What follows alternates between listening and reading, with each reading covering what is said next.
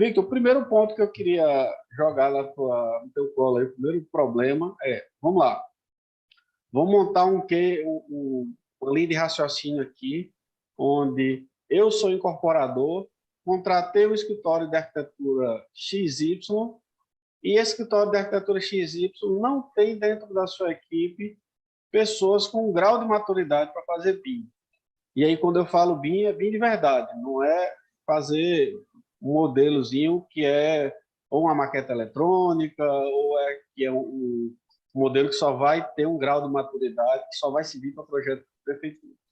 Então, como é que você vê, depois da experiência, da maturidade, que você já teve alguns projetos, né, que a gente estava conversando antes aqui também, alguns deram certo, outros deram errado, e às vezes os que dão errado trazem muito mais ensinamento para a gente do que os que deram certo, né? Então, fala aí, na tua percepção hoje, qual deveria ser o fluxo de trabalho correto dentro de uma linha de raciocínio desse case aqui teórico que a gente está montando? Bom, Richelle, é o seguinte, na situação que você colocou aí, que a gente tem um escritório XY de arquitetura sendo contratado por você, né? Então, a gente tem duas possibilidades, né? A primeira possibilidade é o escritório arcar com a contratação da equipe terceirizada para fazer a modelagem BIM, né? Nesse caso, o escritório tem que entender que o seu processo de projeto pode ser alterado, né? E essa é uma das dificuldades que a gente encontra quem já faz, se tiver alguém na live que já fez alguma implementação, vai lembrar que é o mesmo caso da implementação, né? A gente vai chegar no escritório e a gente vai entender o processo de projeto desse escritório e produzir um template para ser utilizado naquele projeto. Como o processo tem que ser enxuto, a gente não vai passar pelos processos de treinamento, de criação de um template mais abrangente, vai ser uma coisa específica para aquela situação. Nesse caso, é interessante que a gente se apegue muito às normas técnicas, às normas de representação gráfica, às normas técnicas de construção e tudo mais, que a gente já usa para as construções dos templates básicos que a gente utiliza no escritório. Bom,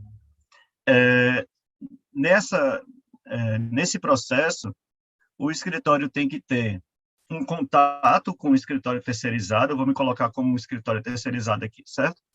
Digamos que o escritório XY vai me contratar para fazer esse serviço. Então, eu tenho que ter uma pessoa lá dentro que saiba, pelo menos, falar comigo, né? Entenda as minhas demandas e consiga transferir essas demandas para o corpo técnico do escritório. E aí, se tudo der certo, tudo vai rolar bem. Tiver tempo suficiente para a gente construir o template e participar da construção do BEP, do processo BIM, é a situação perfeita. Porque aí a gente vai colocar as nossas demandas na mesa para todas as disciplinas. Tá? Tá no mudo ainda. Desculpa só interromper, você falou uma siglazinha BEP, mas como a nossa audiência pode ter pessoas aí que não estejam dentro dessa nossa bolha BIM, né, que a gente às vezes vive dentro de uma bolha que a gente acha que essas siglas são fáceis para todo mundo, mas BEP, pessoal, é BIM Execution Plan, é Plano de Execução BIM.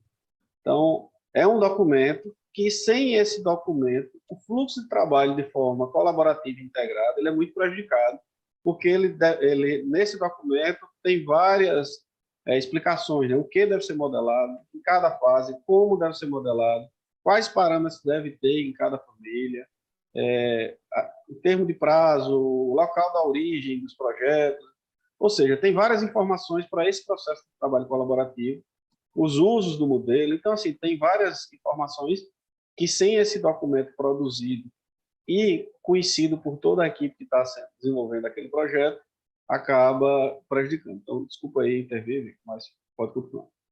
Não, tranquilo, né?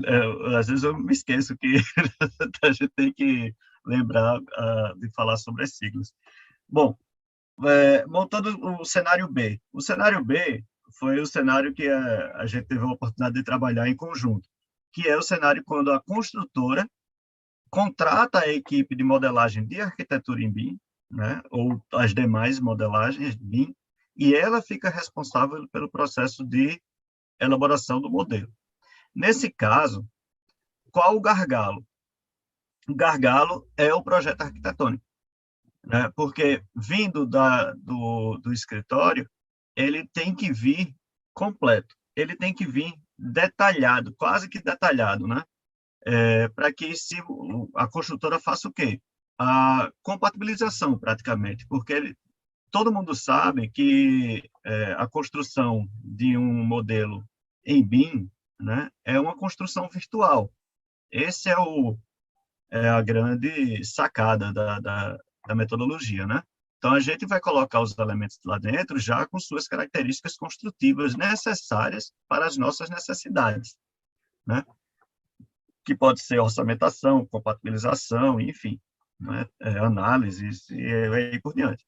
Então, dentro dessa construção virtual, a gente precisa receber as informações do escritório de arquitetura para que a gente consiga modelar o edifício e aí consiga fazer a modelagem de todas as disciplinas para fazer a compatibilização. Caso a etapa do projeto arquitetônico não esteja finalizada, isso vai criar um problema sério, né? Qual é o problema? Todo mundo sabe que construção civil trabalha com prazo, né? E a modelagem BIM não é de um dia para a noite. A gente não faz um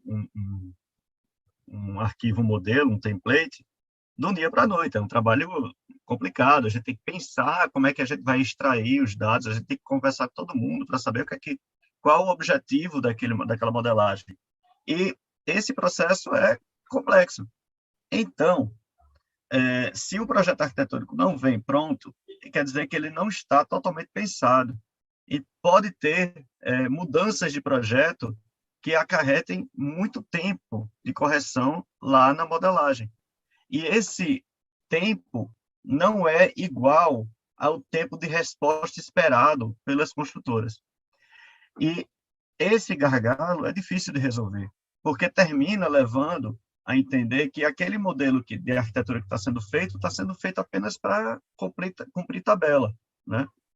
Porque, na verdade, quem está salvando o tempo é a modelagem em Revit, desculpe, é o desenho em CAD. É o desenho em CAD lá que o arquiteto faz na hora para resolver uma situação, para passar para o engenheiro eletricista, para o engenheiro que está fazendo a parte de hidráulica e sanitária, né? E esse problema quebra o processo BIM, né? Quebra a necessidade da existência do modelo arquitetônico, né? Então, nessas duas situações, existem essas duas possibilidades, mas a gente tem que entender que no processo A, né, que é o processo do escritório de arquitetura contratando a modelagem, o escritório terceirizado não vai precisar se preocupar com a autoria do projeto, porque o autor do projeto vai estar lá trabalhando junto com ele, né? Já no processo B, né, que o escritório terceirizado vai ser contratado pela construtora, o terceirizado precisa se preocupar com a autoria do projeto, porque ou ele já recebe tudo pronto e recebe a incumbência de fazer o detalhamento, fazer as mudanças necessárias para que se faça a compatibilização sem autorização, sem prévia autorização do escritório de arquitetura, ou esse vai e vem da modelagem, na verdade é um triângulo de comunicação, né? Modelagem, construtora, construtora, arquitetura, arquitetura, construtora, construtora, modelagem. Não tem um caminho direto entre arquitetura e modelagem, e isso pode causar problemas, tá? Então, são essas duas situações.